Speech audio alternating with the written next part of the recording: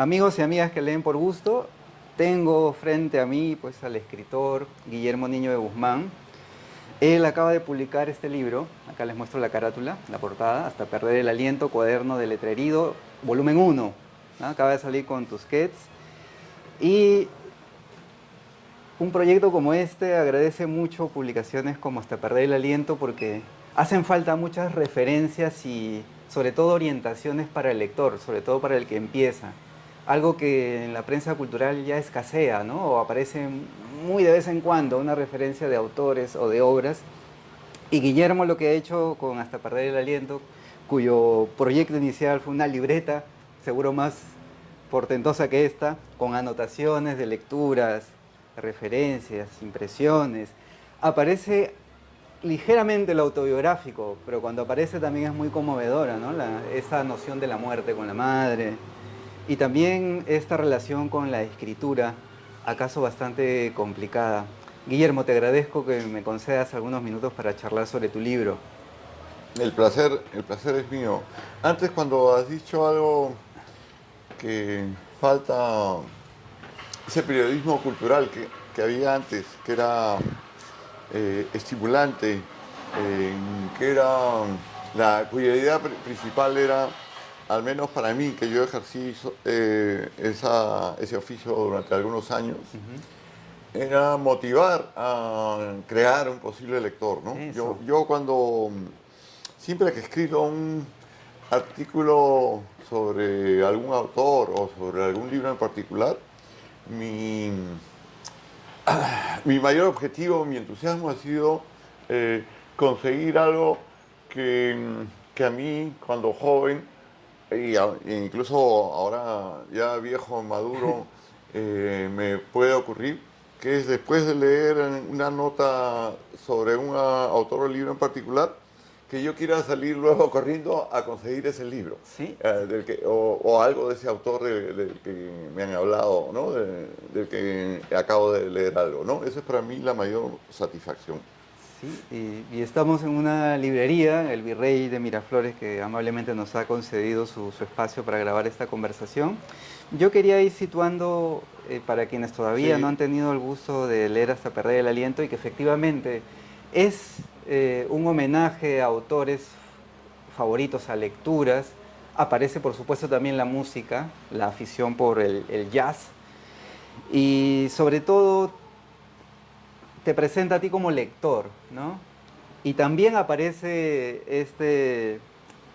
estos problemas o esta batalla contra la escritura, ¿no? Pero empecemos con la lectura. Es muy interesante hablar de la lectura en estos tiempos, en un espacio como este que aparece en la virtualidad. Quizás cuando alguien vea esto, reciba un mensaje de texto, se distraiga y salte a otra conversación. O tenga muchas ganas de leer un libro, pero la vida social o la mensajería instantánea lo desvíe. Y me preguntaba al momento de leer tu libro, Guillermo, el lugar que ocupa la lectura actualmente, ¿no? Porque se habla mucho de la importancia de la lectura, se han hecho campañas, hay lemas, que la lectura te hace mejor persona, cosa por el estilo, o que uno cuando lee comprende quién es y comprende el mundo. Pero, ¿qué lugar ocupa la lectura, tú crees, actualmente, Guillermo? yo creo que al menos en el caso del Perú, a mí me parece que la afición por la lectura ha disminuido considerablemente. Y eso yo lo atribuyo a un fenómeno que es el siguiente. Por un lado, la primacía de los medios audiovisuales, eh, que hace que el posible lector esté más capturado, eh, ya no te digo solo por un televisor, una computadora, sino por la pantalla, aunque sea mínima, de su celular, ¿no? Eh, yo, por ejemplo, en las épocas que he vivido, que he estado becado en Francia y en España, sobre todo en Francia solía ver a la gente en el metro o en el ómnibus con un libro entre las manos. ahora eso lo ves cada vez menos, lo que ves es gente mirando Celular. la pantalla de su celular. Entonces, yo mismo me di cuenta hace más de 20 años que, como soy de naturaleza adictiva, por llamarlo así, Ujú. me di cuenta de que cuando primero vino aquí, surgió la televisión por cable, eh, que me quitaba tiempo para leer. ¿Por qué? Porque es mucho más fácil a consumir o a absorber un producto audiovisual que un libro. Leer es una actividad menos pasiva que la de ser mero espectador. Con esto no quiero ningunear el cine o grandes producciones que pueda haber para televisión, Ujú. pero lo cierto es que en la lectura, eso es para mí definitivo, lo importante, el lector se vuelve un recreador. El lector recrea en su imaginación, en su mente, lo que está escribiendo el autor. Eh, y eso hace que la lectura sea, por un lado, si bien es gratificante, pero Ujú. también es exigente, Ujú. ¿no? Entonces, porque tienes que participar mucho más activamente en el proceso. Por esa razón me acuerdo, llegó un momento en que dejé de leer mucho por estar viendo televisión por cable, Ajá. eh, programas extranjeros, ya sea películas o de todo tipo. Y me quedaba desvelado hasta muy tarde. Y además lo peor, hacía zapping, nunca veía ningún programa Ujú. completo. Y, y al final opté por lo sano, es como cortar de raíz una adicción. No tener Regalé tele. mi televisor y esto hace como unos 25 años y no tengo televisor hasta ahora. Igual nadie me cree que tampoco me muevo en redes sociales y más aún, algo que a veces me crea problemas cuando debo hacer un trámite. No tengo hasta ahora un teléfono celular, nunca he tenido. Ni piensas tenerlo. No, ni pienso tenerlo porque yo sé que es utilísimo y que te puede salvar en una emergencia, sobre todo ahora que el otro día lo comprobé, que tenía una emergencia en la calle Ajá. y ya no existen teléfonos públicos. Exacto. ¿Ya no? Ya, pero igual eh, no quiero ser esclavo de las comunicaciones, ¿no? Yo veo que el que tiene un teléfono celular, que es prácticamente todo el mundo, anda pendiente todo el tiempo de él, ¿no? Entonces, eh, no quiero que me suceda eso. A mí me gusta desconectarme. A mí me parece terrible cuando uno escribe la interrupción que significa el teléfono, ¿no? Entonces, igual, si quiero salir a la calle, es que no quiero ser ubicable todo el tiempo, ¿no? Ajá. Es algo así tan simple como eso. Sí. Guillermo, bueno, de todo eso, quienes Sí, nos están siguiendo, Guillermo escribe aquí en Hasta Perder el Aliento, ¿no? Un libro, le comentabas a Carlos Sotomayor, que es quizás el único libro que no has escrito con temor, que no has estado, porque tú eres muy exigente con la escritura. Pero quisiera, a propósito de tu experiencia como lector, que es la que sí. prima, sobre todo en este libro, es un tributo a muchos autores, empezando por Hemingway, acaso una de las más importantes lecturas. Me acordaba de cuando hablabas de Taras Bulba, cuando te pedí hace unos años que hables de lecturas favoritas, Ah, ¿no? Entonces, Guerra y Paz, etcétera. Entonces, todo eso para preguntarte, Guillermo, con esa experiencia lectora, ¿cómo se construye un lector? Decías que en casa de niño había pocos libros, que había lectura, recordabas a Mark Twain, pero ¿cómo se construye un lector? Porque no siempre se lee por placer, ¿no? Esta página se llama Lee por gusto y a veces Jorge Eslava decía que leer no es un placer, se construye ese placer. Leer es difícil al no, para inicio. mí lo esencial sí ha sido un placer, por eso un, un libro anterior donde recogí artículos, ensayos sobre literatura, lo titulé La búsqueda del placer, Ajá. porque para mí, o sea, leer ante todo es una actividad placentera. Digamos, no ha sido placentera cuando he tenido que leer por obligación. digamos, ¿En la escuela? en la escuela o en la universidad, ¿no? Ujú.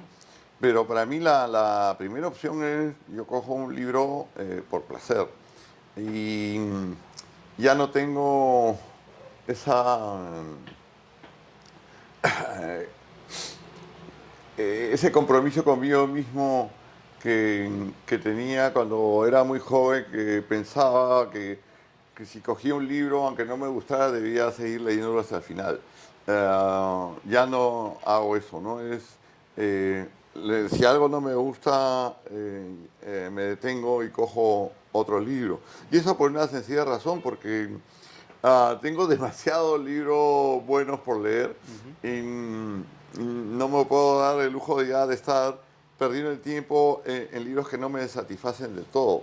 Durante una época sí, digamos, como estudiante de literatura, eh, y me, me obligué hasta cierto punto a, a leer en profundidad, por ejemplo, en todo lo que era significativo en literatura peruana. Y lo cual me sirvió como escritor, porque pienso que no solo el estudioso de la literatura, sino el escritor, tiene que conocer muy bien su tradición. Ujú. Esto es algo que yo siempre remarco mucho a los jóvenes, porque los jóvenes, y yo también lo fui alguna vez, tienden a valorar mucho a sus contemporáneos. Y esto es comprensible porque tú te identificas más fácilmente con el mundo que estás viviendo y que lo ves reflejado en la literatura que pueden escribir otros, ¿no? Que también están viviendo en tu época. Eh, pero yo creo que nos olvidamos de que esos libros, esos autores, vienen de una tradición y que es una consecución, ¿no? de esa historia literaria. Por eso a mí me encanta seguir leyendo autores de otras épocas, llámanles clásicos, Ujú. ¿no? Y creo que de cada 4 o 5 libros que leo, solo uno es novedad, ¿no? Ya no es como antes, en otros tiempos, que me dejaba llevar mucho más, me arrastraban las novedades literarias, ¿no? O sea, como alguna vez lo dije, no sé si lo digo en este libro, Te has quedado a en mí me los gusta sacar, por clásicos. ejemplo, de vez en cuando un libro de Joseph Conrad Ajá. que aún no he leído, o un Balzac, que tampoco he leído, pero que los tengo, y lo saco como ¿qué te digo? El amante de los vinos que guarda en su caf, así Ajá. un Una vino muy cava. especial, ¿no? Para descorcharlo en una ocasión especial. Eso es lo que suelo hacer, ¿no? Ujú. O sea, no estoy divorciado de la actualidad, pero no me consume como otros la novedad. Guillermo, esta pregunta resume muchas Sí, inquietudes de quienes siguen mi página, porque muchos, claro, se construye como lector con la práctica. sí. Y al inicio a muchos les cuesta y no saben cómo leer. Te explico. Muchos quisieran leer con mayor rapidez, muchos quisieran concentrarse, muchos quisieran interpretar y sentir lo que pasa en el texto, pero a veces al inicio se distraen mucho. En fin, los factores que comentábamos hace un momento, ¿no? El teléfono móvil, etcétera. ¿Tú cómo lees? Mira, Porque...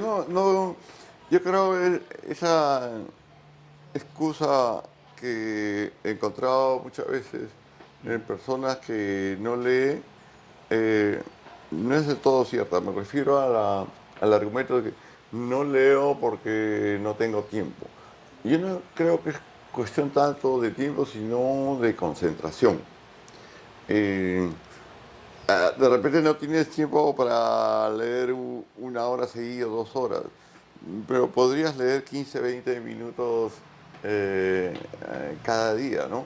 La cuestión, lo más importante es lograr ese estado de concentración. Mm. A mí también a veces me ocurre que hay momentos en que no puedo concentrarme lo suficiente porque mi mente está vagando por otras cosas, por otros intereses o incluso preocupaciones cotidianas y no puedo concentrarme. Entonces, el, lo, lo- lo que pienso que debe buscar el lector el momento propicio para lograr esa concentración, ¿no? Yo, por ejemplo, antes era un lector muy nocturno. Ajá. Eso ha cambiado en mi vida por varias razones. Antes era de costumbres más noctámbulas y desde hace ya varios años que cambié mis hábitos y me he vuelto muy diurno. He aprendido a valorar el hecho de disfrutar del día y a acostarme más o menos temprano, no desvelarme y levantarme muy temprano para poder ya sea escribir o leer, que es una muy buena hora cuando estás más despejado y sin estar envuelto por el fragor del día Ujú.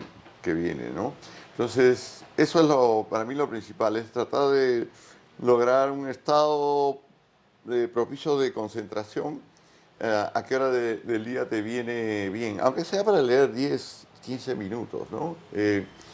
Y, y lo otro es, claro, tratar de, quizás lo más difícil es elegir las lecturas, los libros que más van contigo, ¿no? Yo creo que cada libro tiene su lector. Hay libros que yo no entendía cuando tenía 20 años o que no me interesaba o que si, incluso si me interesaban a priori cuando los cogía, el libro como que me rechazaba, porque yo de repente no era una lectura adecuada para mi experiencia vital, ¿no? Te hablo, por Con ejemplo, el Ulises, ¿no? el Ulises. Contabas. Yo intenté leerlo, me lo compré creo cuando tenía 16 años, pero era un libro demasiado exigente, que exigía una experiencia de vida y de lecturas, ¿no? Y de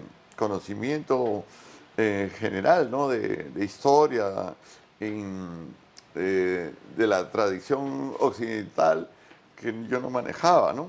Entonces, por eso tropecé, también tropecé cuando quise leer a esa época otro libro clave del siglo XX como es En busca del tiempo perdido de Marcel Proust.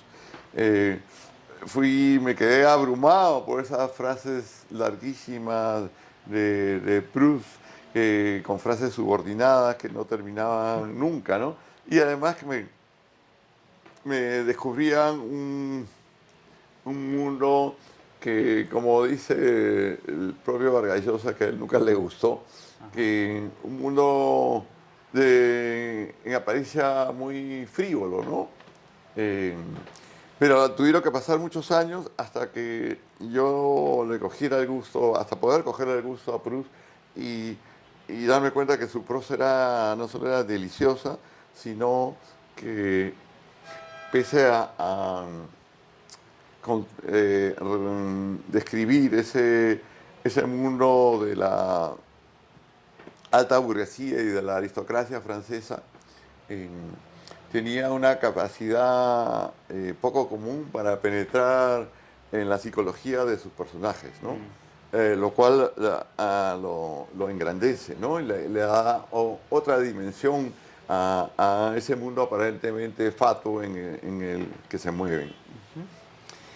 Yo quiero aprovechar, Sí, bueno, prometo hablar de otros temas a sí. propósito del libro, pero me parece una buenísima oportunidad hablar contigo sobre la lectura. ¿Qué te ayuda a ti en el momento de leer para poder asir el texto, asir, ¿no? De tomarlo, aprehenderlo, como dice. Subrayar, tomar notas, lees primero de repente para enterarte de qué va el libro y luego relees. ¿Cómo es que tú lees, Guillermo? Bueno, salvo que se trate de un texto un poco complejo, no es que esté volviendo atrás, ¿no? Solo cuando se me ha escapado de repente el nombre de un personaje o una situación que era ambigua y de repente tengo una nueva información eh, y entonces vuelvo atrás. Pero no subrayo. A lo sumo, si algo me impacta, tomo una nota aparte, ¿no? En un papel o en cuaderno o libreta in- co- pero es una anotación que simplemente la conservo como un recuerdo íntimo, porque es algo que me llamó mucho la atención y que me impactó, ¿no? En el momento de la lectura. Pero para mí eso es simple. Lo que sí trato de leer en- de corrido el máximo tiempo posible, ¿no?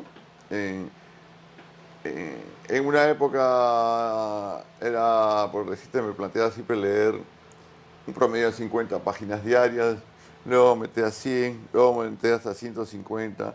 Y hubo una época en que por ciertas condiciones que me favorecieron en la vida, que tenía más tiempo libre del que podía disponer usualmente, eh, que llegué a leer un libro cada 2 días, ¿no? Ese era mi promedio. Entonces sí, eh, yo creo que todo depende de cómo alimentes ese placer, ese gusto. Luego cómo vas viendo cómo se crea una suerte de hábito y finalmente se convierte en un vicio, como explico en ese libro. Pero claro, es un vicio impune, es gratificante. El único problema es que te vuelvas, pero ese es otro asunto, que te vuelvas un bibliófilo que ya pasa a las otras dos categorías que hay. Para mí hay el bibliófilo, es digamos, la normal, la más baja. Luego pasas al bibliómano, donde ya es casi una enfermedad. Pasa de bibliófilo es una afición a una enfermedad. Y y lo otro que ella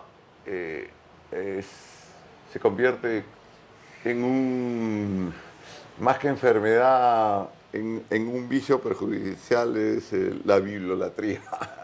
Felizmente no he llegado a ese nivel, ¿no? El bibliólogo creo que es capaz no solo de robar un libro, sino de matar por un libro, ¿no?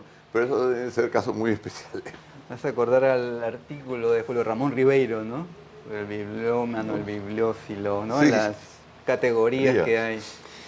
Guillermo, en el libro, algo también que como lector, y seguro quienes puedan acercarse al libro agradecerán mucho, es la traducción.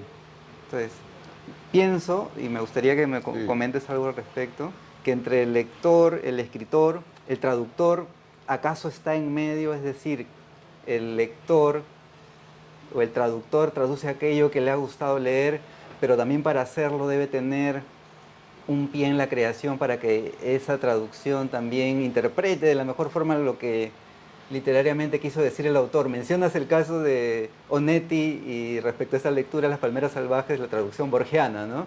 Que, que Bueno, yo creo que el traductor esencialmente es un recreador.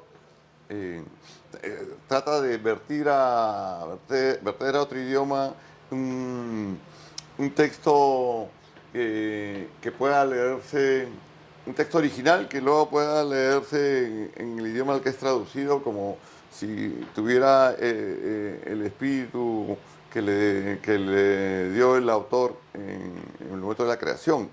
Esto es muy difícil. Hay textos naturalmente que son libros que son más fácilmente traducibles que otros, ¿no? Hay libros muy complejos.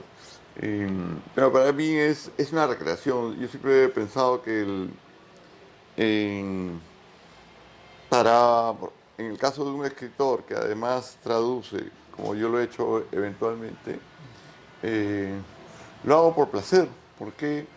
Eh, Porque para mí, por ejemplo, en periodos que me es difícil escribir, de repente me pongo a traducir, ¿no? Incluso para mí mismo, a diferencia de traductor profesional, ajá. que muchas veces tiene que traducir eh, muy apurado, bajo la presión de la editorial, o rápido porque simplemente necesita cobrar cuanto antes ese dinero para poder vivir y pasar a otra traducción.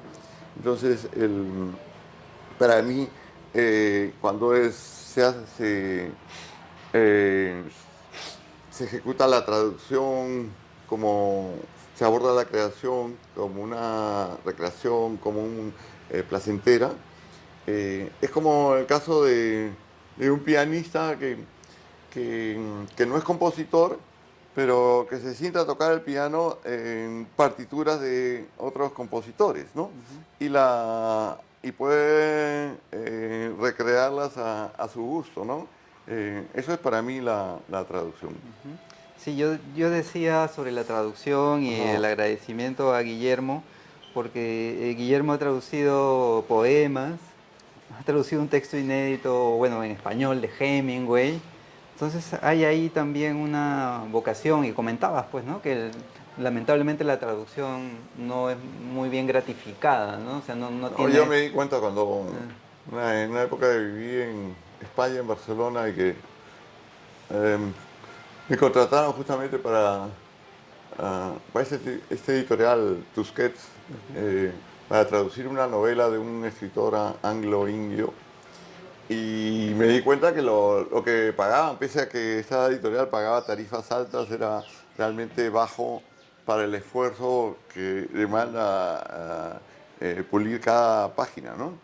Eh, pero esto en general sucede, yo creo, en- en varios ámbitos lingüísticos, editoriales, ¿no?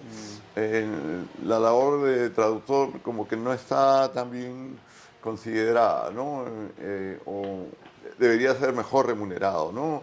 Ah, Sí, y revisando el catálogo de Colmillo Blanco a propósito del sí. Premio Casa de Literatura Jorge Eslava, descubrí que había una versión, una traducción tuya del Viejo y el Mar de Hemingway. No, no, no, no.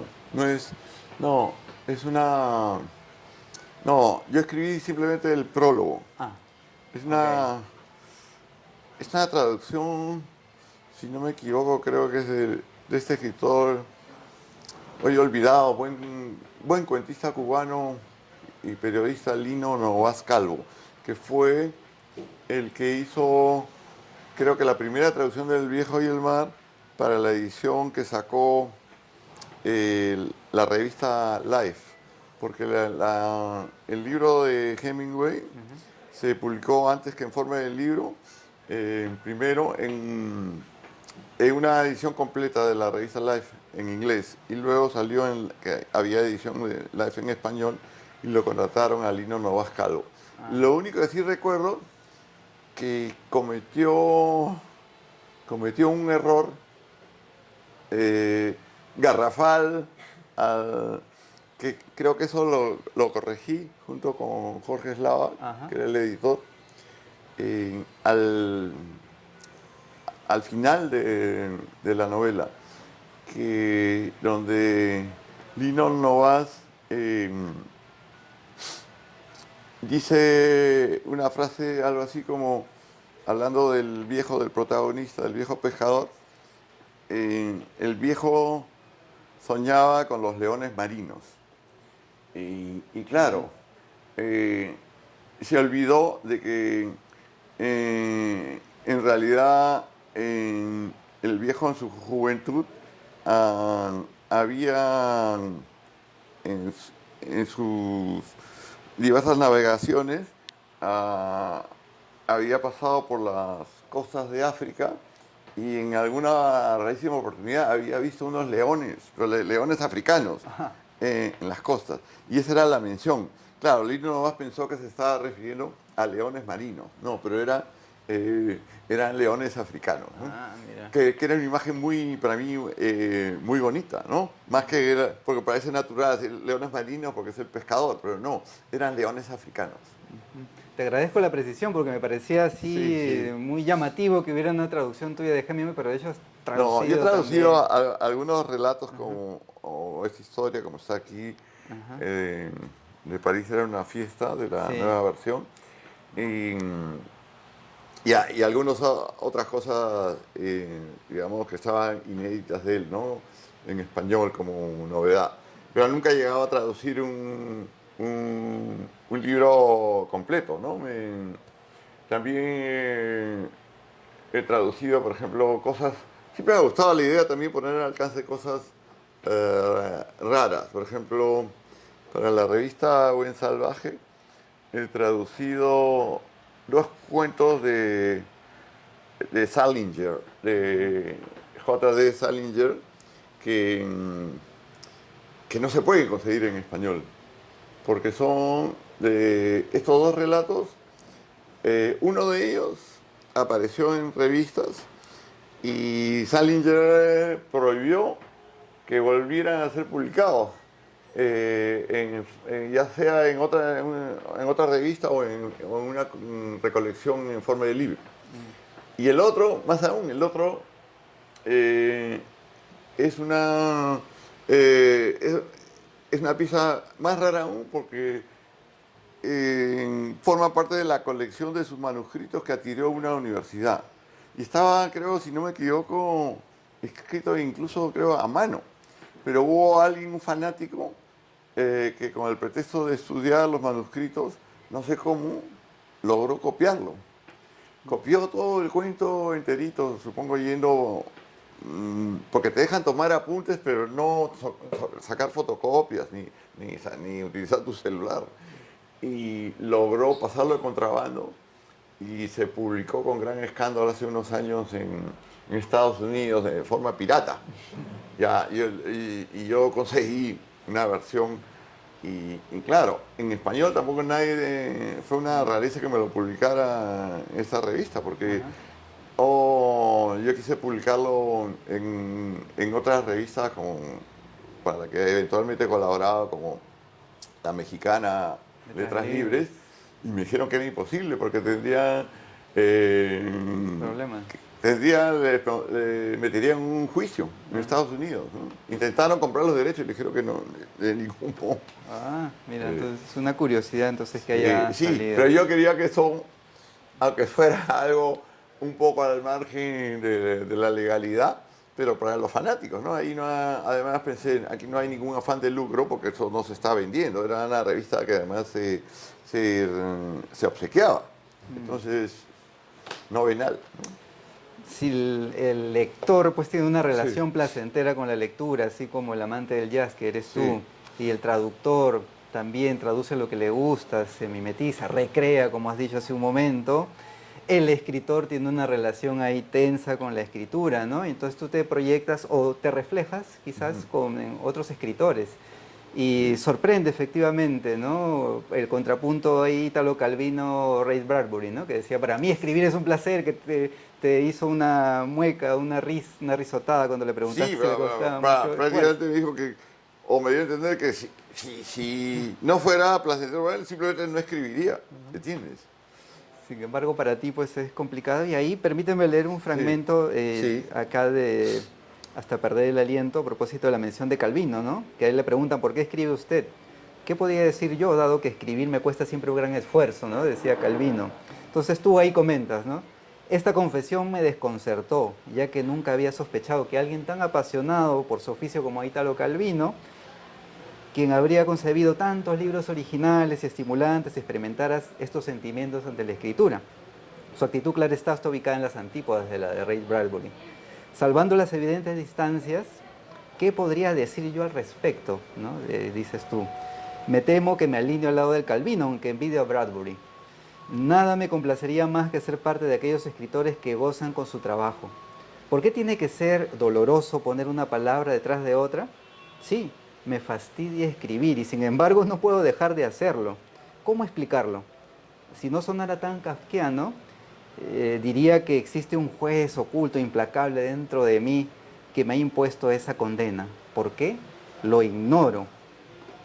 Qué relación tan complicada, ¿no? Porque claro, deberías, aparentemente uno, y lo comentas en otro texto más adelante, más atrás, perdón, aparentemente cuanto uno más tiempo tiene, más oficio, más destreza adquiere, ¿no? Pensaba en el trabajo mecánico, ¿no? Un albañil, un operario, va a haciendo... diferencia de otros oficios, cuanto más experiencia tienes, se te hace más fácil la labor. en mi caso ocurre lo contrario y yo creo saberlo, que es, ¿por qué? Es porque te das cuenta de todas esas sutilezas que existen en el arte de escribir. Y como decía Truman Capote, decía, Látigo. cuando comienza, cuando eres joven, la diferencia estriba simplemente entre escribir mal y escribir bien. Pero cuando un escritor ya se hace maduro y ha ganado más oficio, se da cuenta de que hay otra diferencia mucho más sutil aún, que es entre escribir bien y el verdadero arte. O sea, ¿qué te digo? Yo sé que, por ejemplo, claro, después de tantos años escribiendo, poseo suficientes recursos técnicos, domino más o menos el lenguaje, lo suficiente como para poder escribir, si me propongo, un texto correcto. Sin embargo, eh, correcto no es suficiente. Artístico. Para mí el verdadero arte es otra cosa, ¿no? Y yo noto cuando escribo algo simplemente por disciplina, por ponerme, digamos, una meta deliberada y aplicarme a ello, al final el resultado es, es un fracaso, pero no es un fracaso porque tenga un texto mal escrito, sino porque yo noto que ese texto, aun cuando sea aparentemente correcto en la forma, Ujú. no, eh, no produce una vibración en el lector, ¿no? Eh, es algo un poco frío, eh, artificial, se nota el artificio. Yo recuerdo eso siempre que eso me dijo el, el gran poeta Javier Sologuren, que me dijo que cuando él leía poesía, le bastaba leer 4 o 5 versos de un poeta para darse cuenta si ya había ahí, estaba el poeta que hacía vibrar, ¿no? La palabra y la emoción. Ajá. Y nunca me he olvidado de eso. Por eso, al menos, claro, eh, yo me he dedicado al cuento, ¿no?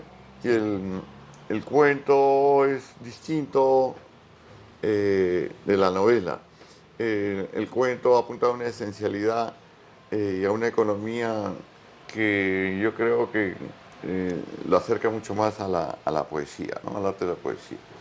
En una novela puedes tener, supongo, algunas partes irregulares, otras mejores, otras excelentes, y todo se compensa por el logro conjunto, ¿no? Ujú.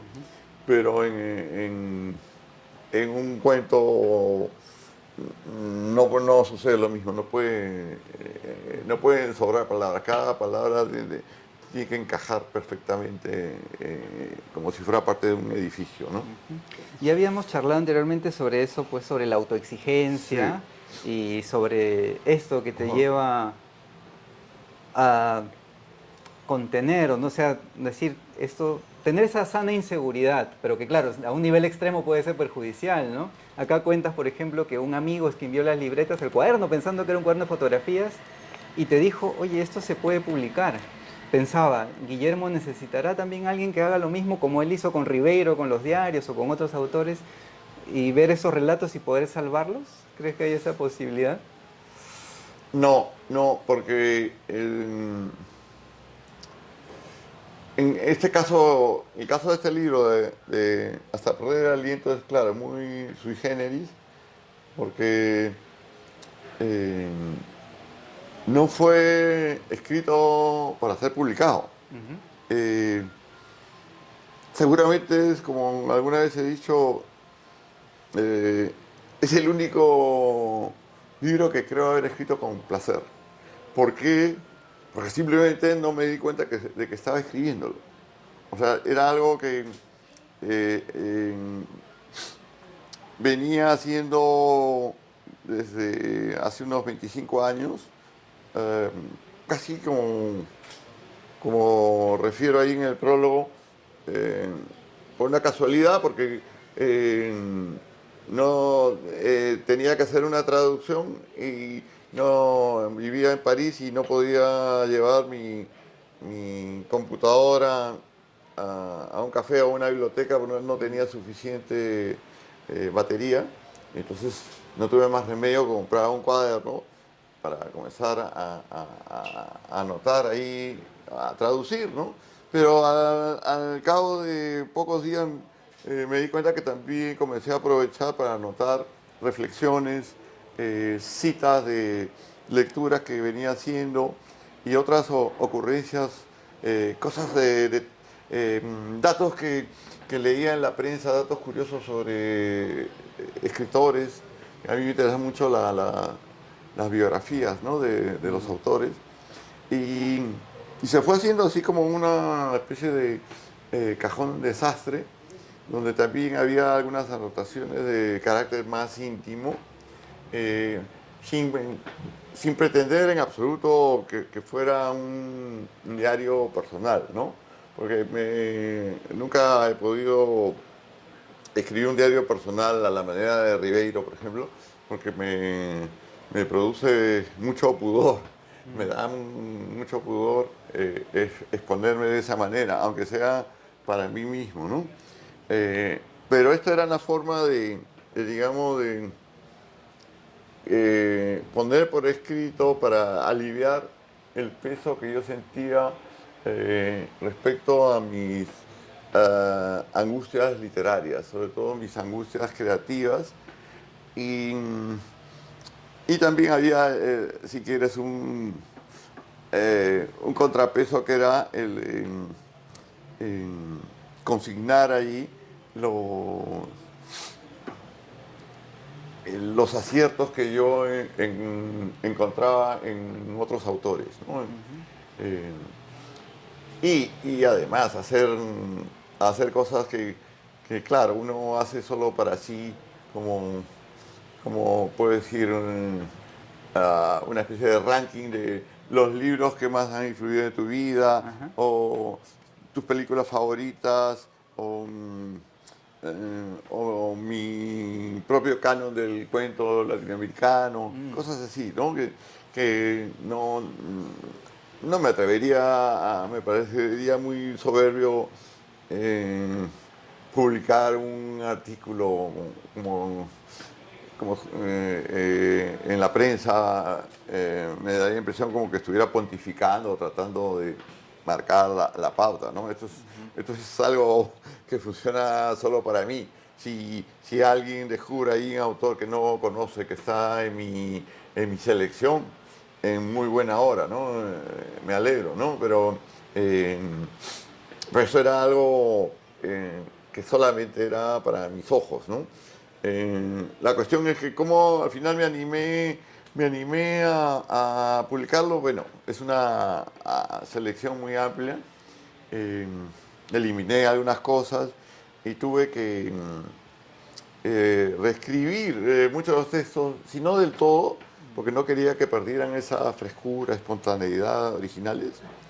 Eh, Había problema de que como no estaban pensados en absoluto para su publicación, habían sido escritos a vuela pluma y había ah, errores o demasiadas reiteraciones, cosas que a mí me perturban mucho cuando veo un texto publicado.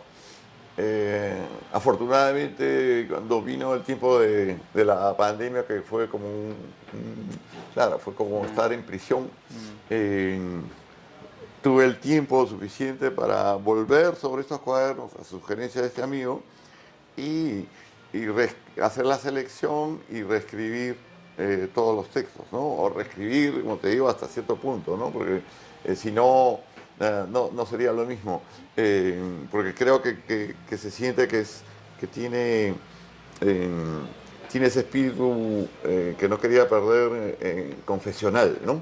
Eh, en- y no sé, me siento, sí, me siento contento con el resultado, lo cual es muy difícil que yo diga, porque cuando veo un libro publicado mío, apenas lo ojeo porque Quisiera corregirlo. Me provoca corregir cosas de nuevo, ¿no? O sea, nunca estoy satisfecho.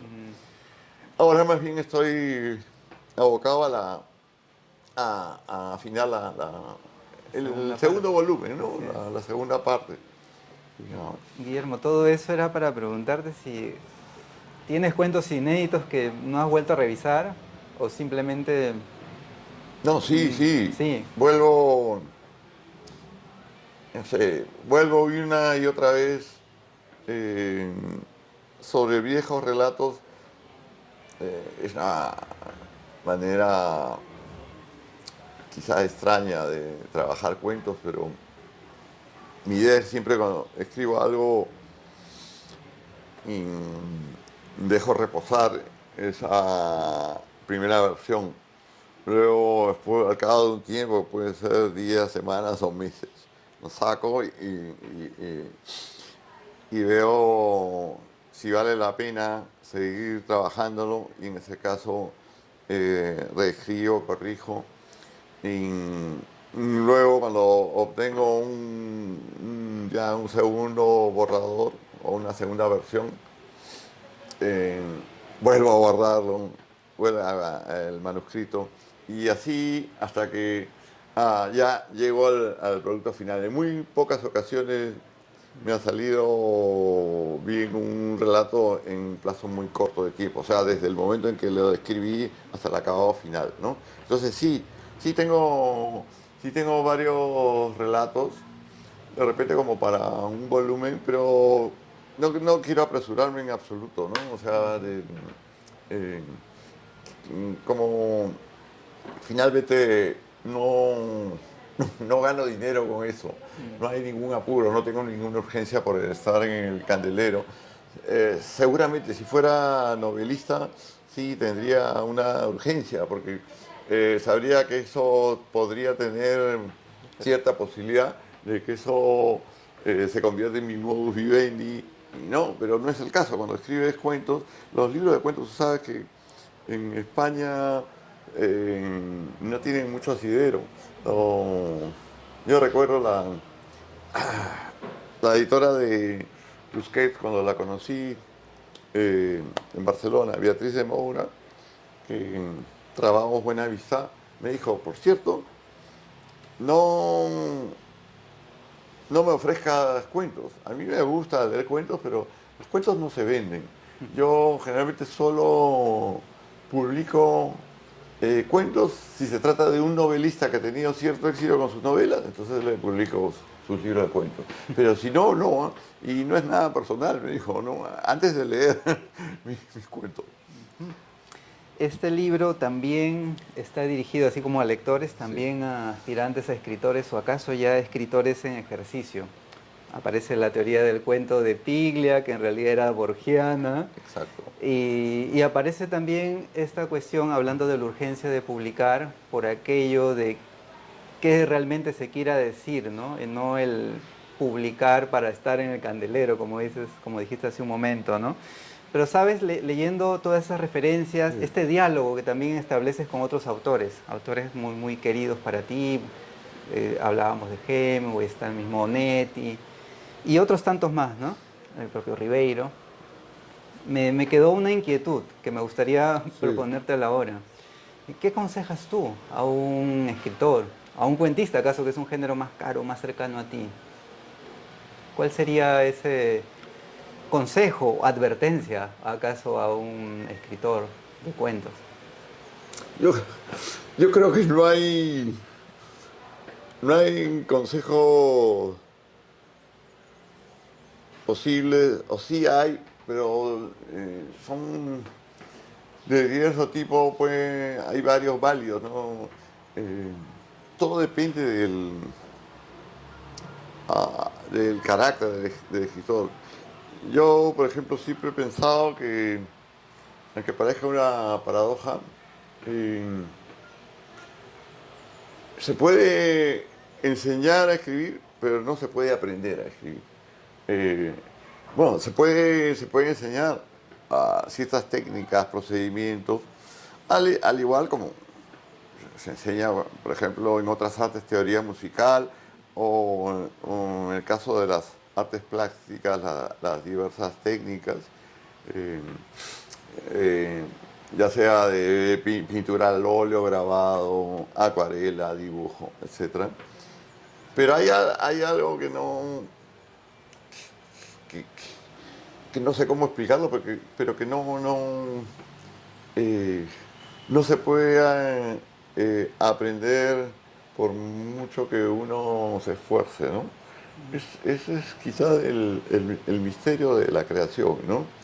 Eh, en esa perspectiva, lo único aconsejable es tratar de conocer al máximo tu arte, ¿no? En el caso del cuento, recorrer toda la tradición, desde, no sé, desde los principios, ¿no? Desde por decirte, desde los antecedentes de las fábulas de Sopo, pasando por los relatos medievales del conde Lucanor, ¿no? Hasta llegar a los grandes autores del siglo XVII, XVIII, y sobre todo el XIX, ¿no? Y de ahí el 20, el siglo XX me parece un siglo riquísimo para el desarrollo del cuento moderno, ¿no? Pero no hay consejo. Yo pienso que el único consejo que realmente puede servir es aprender a escribir escribiendo, ¿no? O sea, eh, probando y una y otra vez, ¿no? Pero no hay una única receta, eso lo tengo claro. Además, eh, no, no me fío mucho de las opiniones de otros. Yo tuve una mala experiencia cuando era joven, eh, cuando daba de leer mis textos a mis amigos, eh, eh, las opiniones eh, no eran muy auspiciosas. Y, y claro, yo sé que a veces pueden ser opiniones bien intencionadas, bien fundadas, pero en mi caso no tenía un efecto muy positivo, ¿no? Eh, por eso yo me niego a leer manuscritos, textos inéditos, ¿no? No quiero dar recomendaciones sobre textos que no están publicados, ¿no? Puedo opinar sobre libros ya publicados, pero manuscritos eh, no, eh, me abstengo, ¿no? Eso me pasó con mi primer libro, con Caballos de Medianoche, que parecía que a nadie de las personas que estaban cercanas a mí eh, le satisfacían.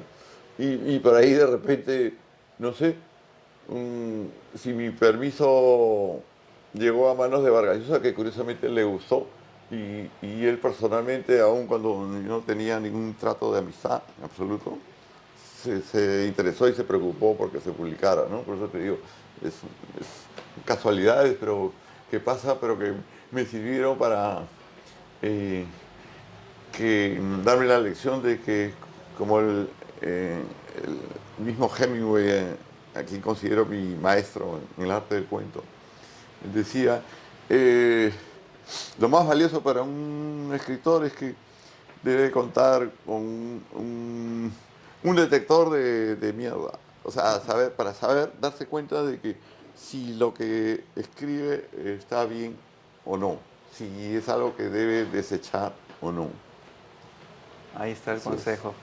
Esta charla podría prolongarse mucho Sí. más, no quiero abusar, Guillermo, hay muchos temas ahí que han quedado en el tintero, voy a leer un texto autobiográfico, está la relación con la música, con el cine, entonces este libro es muy diverso, por eso es muy rico, decía, para el lector, para el escritor iniciado, para el melómano, para el que le gusta el cine, o quien quiere tener una referencia, una suerte de cartografía, sobre todo del siglo XX, de la literatura y el cine y la música. Pero yo quiero cerrar, bueno, el estilo de la página, Ajá. Ya en otra ocasión te había pedido que hable de 5 libros favoritos. Sí. Hay un video en el canal de YouTube donde te extiendes muy bien, generosamente hablando de 5 libros. Y en esta ocasión te diría por correo electrónico que, dado que quizás nunca podamos conocer tu biblioteca porque es privada y personal, me gustaría que imaginariamente, era la propuesta, nos hables de 5 libros, quizás los más preciados de tu biblioteca personal. Bueno, mira, mi biblioteca no es que sea tan especial. Eh,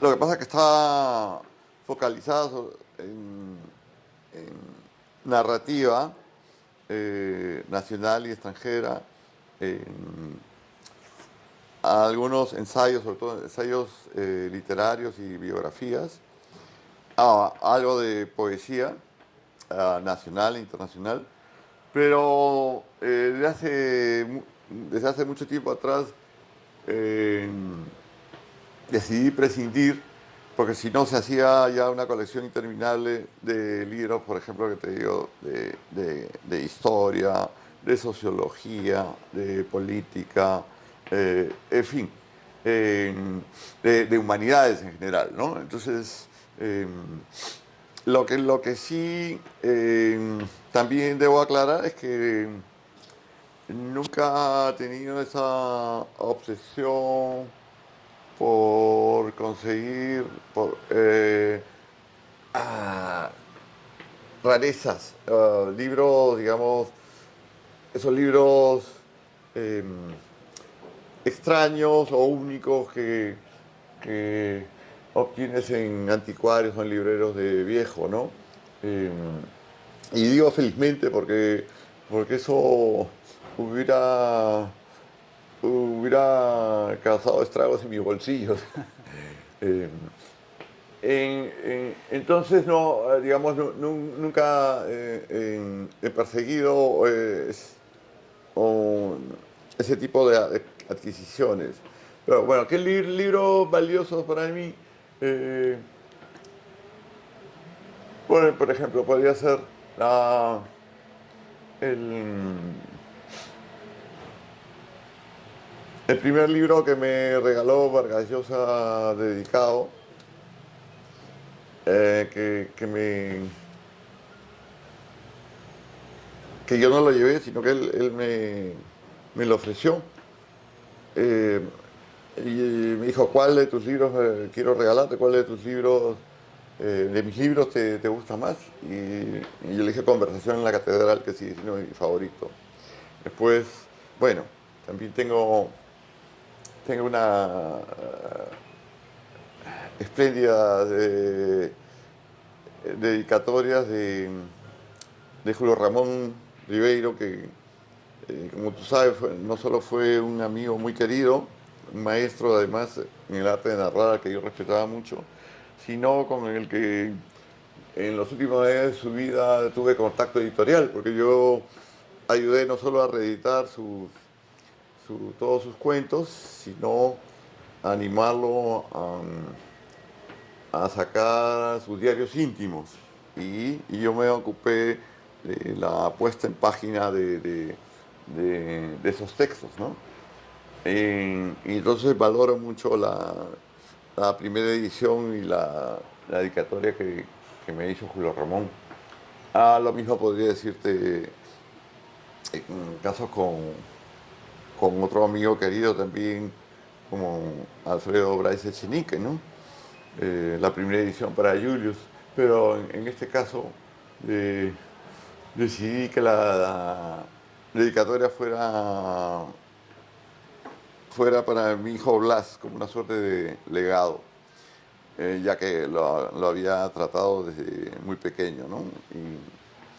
En fin, pero libros valiosos son para mí, por ejemplo, eh, me alegré mucho cuando una vez conseguí por azar la plaquette de Jorge Eduardo Eyelson, que se considera su primer poemario, Reinos, que era una separata en papel delgado de la revista Historia que dirigía Basadre en los años 40.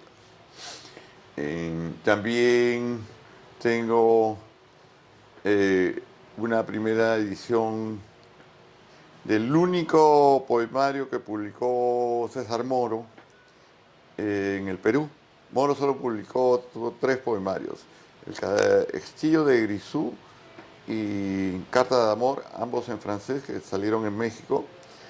Y este pequeño libro se llama Trafalgar Square, que si no me equivoco salió, creo que en el 54 o 55, un año o 2 antes de que se muriera.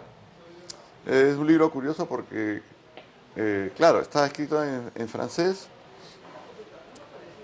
pero fue compuesto en una imprenta de Lima aquí por otro poeta. Aquí conocí brevemente años después en Argentina, que es el poeta surrealista, eh, olvidado, ahora me acordaré, que trabajó en una época en Lima en una imprenta, cuando estaba de paso, porque él era un aventurero, Enrique Molina. Enrique Molina. Eh, Ese librito le tengo mucho cariño. También tengo alguna primera edición de uno de los libros de José María Eguren. Y, y tengo una primera edición de Hemingway. No está firmada, lamentablemente, pero es una primera edición que me la regaló un amigo que había vivido en Estados Unidos, una primera edición de la recolección de todos sus cuentos, el año 38 me parece, no 39. Entonces, que claro, estas pequeñas cosas que te digo tienen cierto valor, digamos, en el mercado, ¿no? No llegan a ser antigüedades como, no sé, por decirte, como una primera edición del Ulises o de Madame Bovary, ¿no?